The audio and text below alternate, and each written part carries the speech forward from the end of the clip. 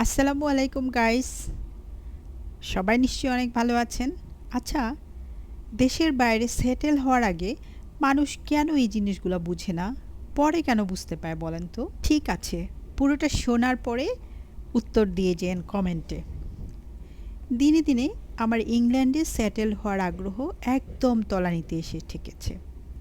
এখানে আমি সব পেয়েছি, আমার শখ, আমার স্বপ্ন। আমি যেমন আবহাওয়া চাই, আমি যেমন পরিষ্কার পরিচ্ছন্ন রাস্তাঘাট চাই, যেমন ঝামেলামুক্ত সিস্টেম চাই, যেমন সিকিউরড লাইফ চাই, সব পেয়েছি। এখানে থাকলে আমি খুব অল্প সময়েই বেশ টাকা পয়সার মালিক হব, সুন্দর ক্যারিয়ার হবে, সবই সত্যি। কিন্তু দেশে কাটিয়ে আসা প্রতিটি অভ্যাস আমাকে মারাত্মকভাবে আহত করছে। পরিবারের সান্নিধ্য, আত্মীয়স্বজনের মায়া, বন্ধুদের ভালোবাসা, সবচেয়ে বেশি মিস করছি আমার চেম্বার আর হসপিটালে কাটানোর সময়গুলো। ইচ্ছে হলেই চায়ের টঙে চা আর পান খাওয়া, বিরিয়ানি খাওয়া, রাস্তার ঝালমুড়ি আর বন্ধুদের সাথে আড্ডা। মাঝে মাঝে পরিবারের সাথে ঘুরতে যাওয়া, আত্মীয়স্বজনের সাথে নিয়মিত দেখা হওয়া, গরিব রোগীদের মাথায় হাত বুলিয়ে দোয়া করার মুহূর্ত আমাকে খুব কুরে কুরে খাচ্ছে।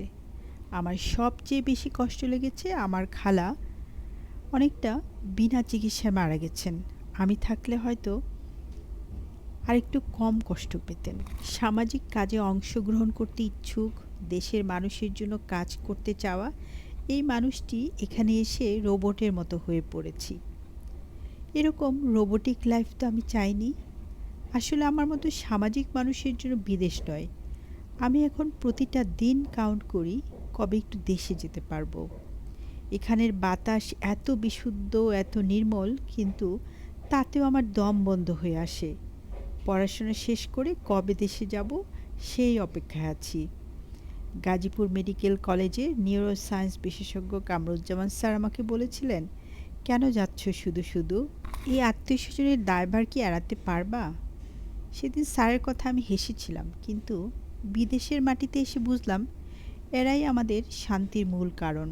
আমি আসলে স্ট্যাটাস চাই না, শান্তি চাই। আমার শান্তি দেশে। কে কি ভাবলো, কে কি বলল, তাতে কি আসে যায়? এক ডাক্তার ভাইয়ের লেখা থেকে পড়লাম।